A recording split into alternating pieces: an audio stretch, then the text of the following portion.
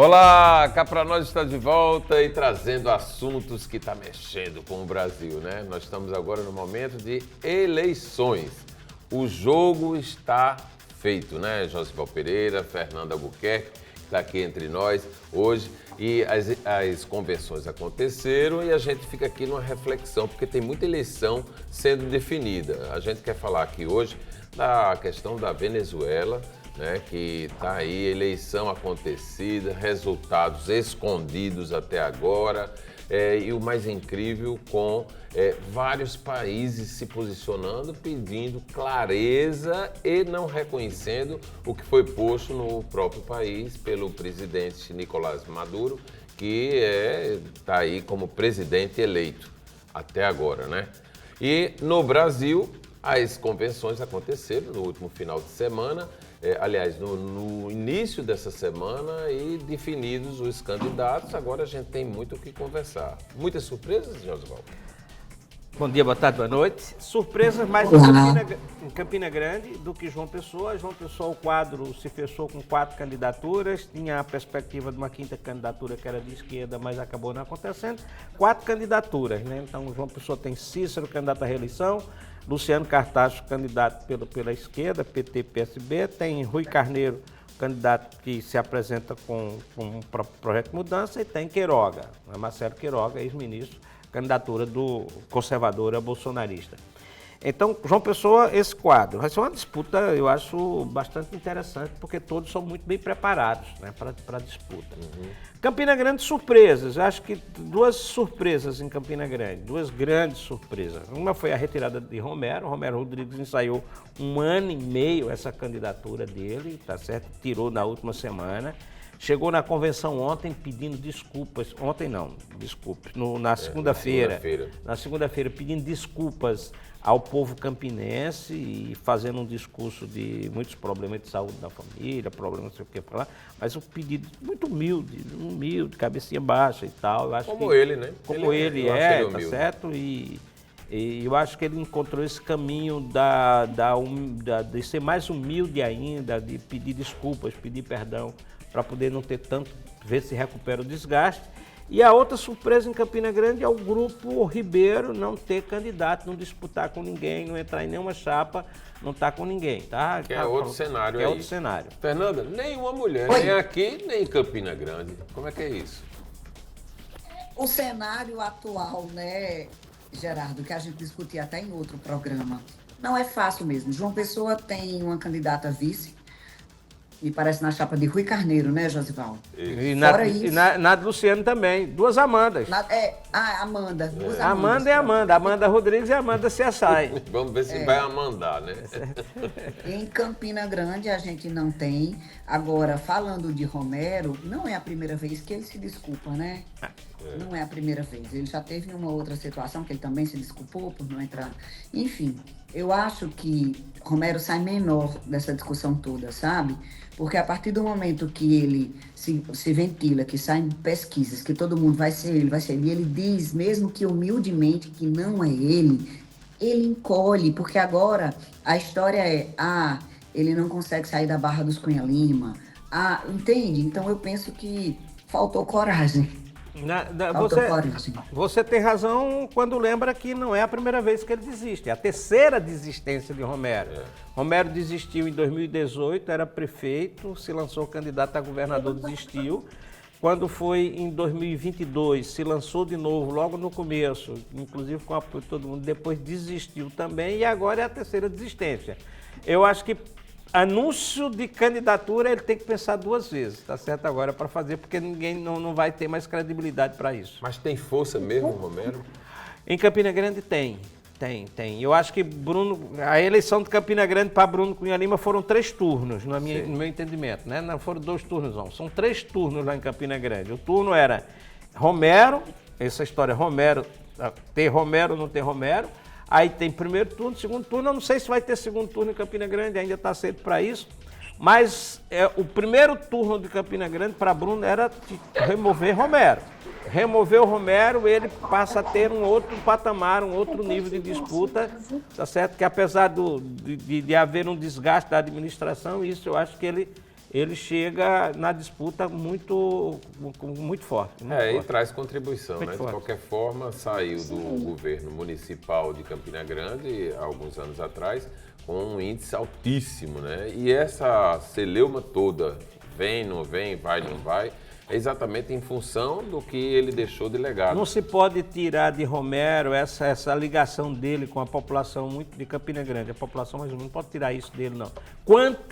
Sai desgastado, concordo com o Fernanda, sai desgastado. Sim, pessoalmente, perde espaço, perde poder de transferência de voto, vai ficar questionamento, vai permitir uma série de questionamentos, por que tirou, como não tirou, o que é que aconteceu, por que é que foi... Perde, mas eu acho que soma muito ainda assim a candidatura de Bruno Cunha Lima. A candidatura de Bruno Cunha Lima, que conta com o apoio do senador veneziano Vital do Rego, que é ex-prefeito, né? Romero Rodrigues, que é ex-prefeito, Cássio Cunha Lima, que é ex-prefeito, ex-governador. Nesta eleição, pela primeira vez, Cunha Lima, não diga a primeira vez, teve o segundo turno das eleições para governador. Mas o Vital do Rego e Cunha Lima no mesmo palanque. O Vital do Rego, nos últimos anos, fazia um contraponto a Cunha Lima. Sim. E agora estão juntos. Geralmente o pessoal diz que nas cidades, quando se juntam duas grandes forças, ambas acabam perdendo, uma perde mais do que a outra. Aconteceu em Souza, por exemplo, quando Gadelha e Mariz se juntaram, praticamente as duas forças se dissolveram nas eleições. Claro que houve a morte de Mariz. Mas as duas forças foram se dissolvendo, né, ao longo do tempo, tá certo? Você não sabe exatamente como é que isso vai ocorrer em Campina Grande, é preciso esperar um pouco para saber disso. Você sabe que Josival e Gerardo, para além dessas questões políticas, tem uma coisa importante da gente avaliar, que são as famílias, né, os eleitores, que brigam entre si, que rompem as relações, que se intrigam, por candidatos que no futuro estão no mesmo palanque. Mas eles dão exemplo, Fernanda. Eles mesmos dão exemplo. A gente não deve se envolver ao ponto de desfazer relações, elos, porque eles estão hoje e não estão amanhã. Então como é que a gente vai ficar... Mas ainda tem muita gente que rompe relações. Verdade, é verdade. Mas eu acho que no final, com a maturidade que a gente vai tomando, né, com essas eleições sucessivas, com essa mudança de cenário de hoje está aqui e amanhã não está, o eleitor deve ficar atento para não extrapolar limites. Aliás, esta semana, nas Olimpíadas, quando Rebeca Andrade deu aquele show, né, que elevou o Brasil ao pódio no solo, primeiro lugar, rainha, ela recebeu aquela reverência das americanas no pódio. Aquilo dali é a tradução, trazendo para a política, de que no solo somos concorrentes, aqui fora nós somos aliados, porque nós temos um propósito, o desenvolvimento, o crescimento da ginástica olímpica. Na política a gente não vê que é isso, né? Porque a gente está num momento difícil, cada vez mais difícil. Acho que é mais grave ainda, é o reconhecimento de que em determinado momento alguém fez melhor do que você e você precisa reverenciar. Isso. Tá certo? Foi aquilo ali. Se você pegar a ginasta americana, é uma rainha, quer dizer, e ela se curva diante de uma situação em que ela foi superada. Isso é eleição. Só que o que nós estamos vendo no Brasil e o que nós estamos vendo no mundo é o quê?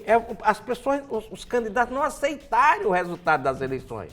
Várias eleições no Brasil, as pessoas não aceitam. Agora você tem a Venezuela, não se aceita. Você teve Trump nos Estados Unidos, não aceitou. Tá certo? Então que negócio é esse? Então, é terrível isso. Não dá de jeito nenhum, porque a gente enxerga que a população se envolve, há o processo democrático, vai-se às urnas, aquele transtorno, né? Aquelas brigas todas, e aí no final o resultado vem e não se quer cumprir o que foi decidido pelas urnas.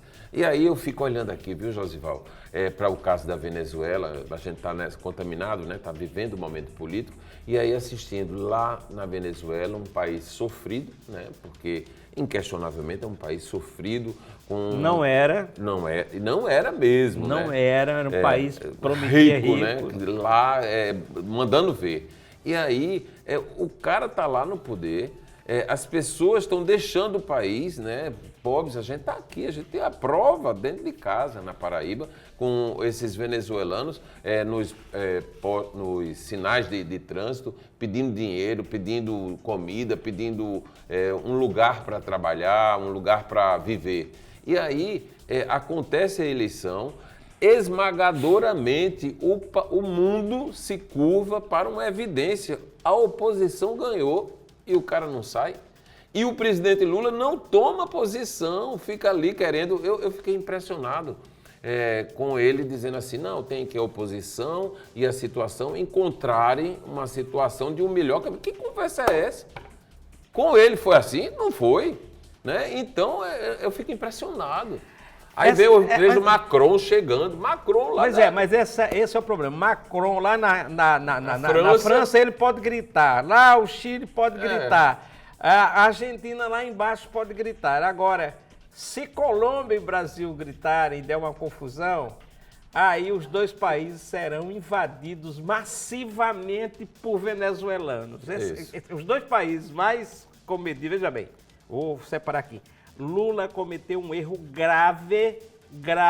gravíssimo, imperdoável, quando deu a declaração dizendo, não houve nada lá não, foi normal.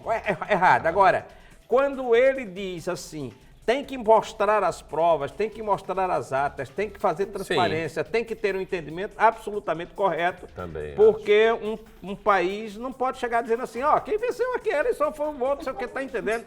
Não é correto. Agora, e com a consciência, Brasil e Colômbia, que são vizinhos, se houver uma confusão maior, uma guerra, um conflito maior na Venezuela... Quem vai receber? Quem vai receber uma multidão somos nós. A Colômbia já recebeu mais do que o Brasil. A Colômbia tem uma multidão de venezuelanos lá. Mais fáceis, né? De chegar e da língua, né? Também. Agora, é uma situação grave a Venezuela. O chavismo levou a Venezuela realmente para uma situação muito grave. E não foi porque quis, ou porque... A Venezuela, por conta do petróleo, ela passou a ter interesse internacional. Então, há 20, 30 anos atrás, quando a Venezuela realmente crescia muito, tinha ali o tentáculo dos Estados Unidos ali dentro, a história do petróleo. E a Venezuela, o chavismo sonhou botar a Venezuela no OPEP. Um erro grave, um erro de avaliação grave, porque na hora em que há um boicote econômico, os países quebram, fecham, você precisa ter estrutura. Então, o boicote econômico dos Estados Unidos ao chavismo, à Venezuela, quebrou a Venezuela.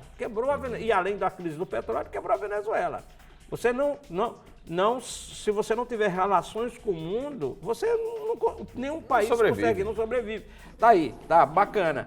A Rússia está sobrevivendo a uma série de boicotes, mas a Rússia era outra potência, outra história. Você tem a China para você comercializar. O mundo estava dividido até certo tempo atrás, era Estados Unidos ou Rússia. Mas países pequenos é isso, então um erro grave. E toda ditadura realmente não tem perigo ela tem um ciclo, as ditaduras têm um ciclo, ela vai aqui 10, 15 anos e ela se esborracha. Total. Sobretudo com crise. Então, o que aconteceu, o que está acontecendo na Venezuela é realmente com mais um tempo de Maduro, é um desastre. Ele está apostando... E o que a gente está vendo agora... E uma mulher lá, né, Fernanda? E uma mulher lá protagonizando. A população está se revoltando, a população está nas ruas.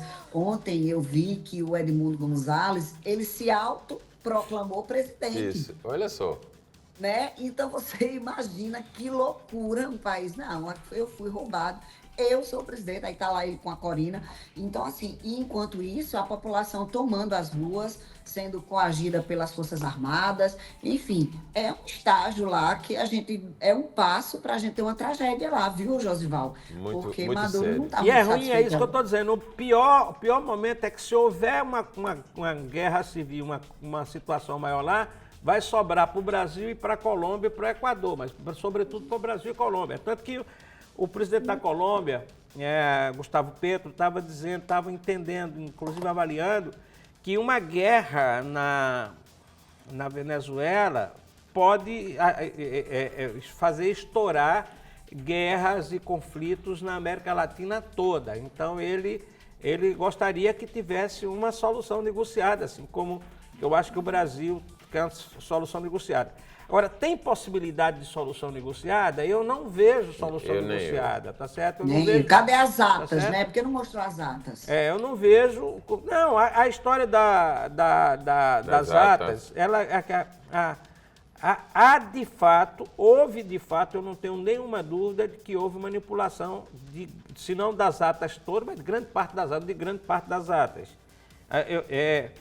Teve um grupo de cientistas políticos e tal, que eles montaram um acompanhamento lá, sem que as instituições, sem que Maduro soubesse, sem que a oposição soubesse, inclusive tinha um integrante da Fundação Getúlio Vargas, e eles montaram lá um esquema de acompanhamento das eleições. E eles conseguiram pegar pelo menos cerca de 20% das atas. E eles fizeram uma projeção com base na população, enfim, nas votações, e eles entendem que aquela declaração da oposição, a oposição diz mais de 80% dos votos, mais de 70% dos votos, mas chega assim, 66% dos votos seriam da oposição. Sim. Tá certo? Com base científica no que eles conseguiram de ata eleitoral verdadeira. Tá? Isso. Então, uma projeção, né? Essa é a projeção, uma projeção realmente realística. Então, o que Maduro fez foi, vamos realizar a eleição. Quando viu que estava perdido, vou dar um golpe na eleição. Vamos dar um golpe na eleição. O golpe era pegar as atas, tinha uma informação, pegar as atas onde a oposição tinha dificuldade de pegar, manipular para dar o resultado. Ele não imaginava que a oposição tivesse se organizado a ponto de ter as atas paralelas e de ter outros grupos que estavam acompanhando. Tinha uma fundação dos Estados Unidos, a Carter Center, que é do ex-presidente Jimmy McCarthy, e tinha esse grupo de cientistas que desmontou a farsa das eleições. E agora eles vão tentar montar. Tem uma informação dessa semana que o órgão eleitoral lá apresentou à justiça de lá, que é tudo a mesma coisa. É tudo Maduro, não é tudo manipulado. Não funciona nada. Então tem aqui um golpe na proposta de democracia, um golpe na proposta de eleições que Maduro fez. Ele entrega, com o exército ele entrega, não entrega. Os países têm o que fazer para tomar o poder? Não tem, porque teria que invadir. Isso. Agora, o que é que vai fazer? O que é ruim demais? O que é que vai fazer? É aumentar o boicote, que já está se aumentando. E ele tá comprando isso, ele está expulsando embaixadores, fechando embaixada, está comprando isso. Aumenta o boicote, aumenta a fome, aumenta a miséria, aumenta a confusão. Sobra para os países laterais. Agora, é uma ditadura sem... Muito dolorida. Mas, Fernanda, e você como mulher nesse processo, voltando para a eleição daqui, né? Porque a de lá está sendo, pelo menos a gente espera que seja resolvida, trazendo para aqui, como é que você enxergou aí a participação das mulheres, não como os cargos de protagonismo, né? Porque nas principais cidades a gente não viu a presença da mulher disputando. Mas a gente vê assim, se a gente parar para pensar o histórico, né? Amanda Rodrigues, ela é mulher de Ricardo Coutinho. Isso. A Amanda Seassai já tem uma construção diferenciada, né? Ela é uma perita criminal, convidada para ser candidata a deputada federal, teve uma excelente votação e tem uma composição ali política com as suas próprias pautas. Então, eu visualizo questões e posições diferentes, entendeu, Gerardo? São pessoas com comportamentos políticos distintos. Eu não conheço a história da Amanda Rodrigues, não sei se ela vem de causa social, se ela estava, né, em pautas do dia a dia, enfim, nem particularmente sei qual é a pauta que ela defende. Mas, estando ela, né, com o ex-governador Ricardo Coutinho para a composição da chapa do PT, coloca-se ali uma mulher, né, e essa mulher é ligada ao ex-governador, a um ex-prefeito, está na chapa de um ex-prefeito, composição boa para quem está querendo manter todo mundo junto e misturado. Já de Rui Carneiro com a Amanda, eu vejo uma Amanda mais altiva, sabe? A Amanda tem as próprias ideias, ela tem os próprios chega agregando, né? Agregando, trazendo eu acho que diferenças. Foi bacana a escolha desse jeito, por mais que a gente saiba que vai ser muito difícil, porque com essa polarização que a gente tem em João Pessoa, né, entre esquerda e direita, quem é centro-direita vai ter mais trabalho. Só para você fazer aqui, reportar, a Amanda Rodrigues, ela é empresária, não tem uma militância de base da política, não é só empresária, mas ela, na política, ela tem uma proximidade. Ela foi esposa de um vereador em Cabedelo, Júnior da Tele. Né? Então, ela tinha essa proximidade com a política já em Cabedelo com o ex-marido, que era vereador. E depois ela veio com o Ricardo, estou com o Ricardo, e a militância dela é no governo Ricardo. Tá? Ela foi secretária de Desenvolvimento Econômico e depois secretária de Finanças. Terminou o governo Ricardo como secretária de Finanças. E aí ela se acostumou um pouco com essa... Quando ela casou com o Ricardo, ela começou a ser um pouco mais protagonista. Ela começou a conhecer a política da Paraíba e quando saiu... Durante o período que Ricardo estava respondendo muita acusação, ela ligou muito. Nessa campanha que Ricardo disputou para o Senado, ela teve uma ação que era de ligar para prefeitos, ex-prefeitos que frequentavam a granja. Isso.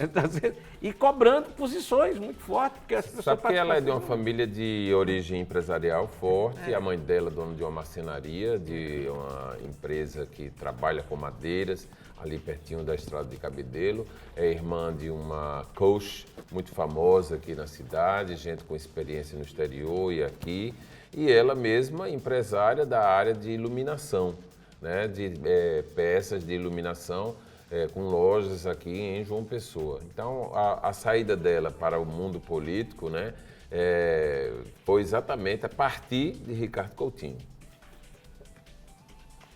Cenas dos próximos capítulos. Eu acho. Aguardemos eu acho que as mulheres. E só sei que ela fala tudo que quer, né? Porque isso aí a gente eu acho sabe. que as mulheres ainda não têm nessa eleição o protagonismo que merece. Tem algumas cidades em que as chapas são totalmente de mulheres. Isso, né? Em Bananeiras, Bananeira, por exemplo, 2 mulheres, em Cajazeiras, 2 mulheres na chapa da situação, aqui em Bananeira na chapa da oposição, a chapa do MDB. Isso. Tem outras mulheres aí disputando, mas ainda é muito pequena a participação das mulheres Deixa a desejar, né? Deixa a desejar. Não, esperando que o mundo fique calmo, né? As Olimpíadas chegam ao seu final nesse final de semana, trazendo medalhas para mudar o quadro que o Brasil está toda hora, cai de 18, vai para 25, vai para não sei o quê, mas isso a gente espera que tudo melhore e as coisas são realmente do jeito que tem que ser. Eu vi hoje a notícia, se Rebeca fosse um país, ela estava entre a 25ª e a 27ª posição no quadro de medalhas. Já imaginou isso? Se você tirar a Rebeca, o Brasil não existe. Isso. Tá vendo? E esperando por aí. E essas Olimpíadas mostram pra gente que o que muitos anos foi o nosso slogan, né? Brasil, país do futebol. A gente precisa repensar, porque me parece que o Brasil é o país da ginástica olímpica, né? Isso. País E de do muitas judô. outras atividades. Uma das coisas é. que me chamou a atenção Isso aqui é o problema. é o fato do Brasil estar presente hoje em muitas modalidades. Isso é o que E com uma certa expressividade.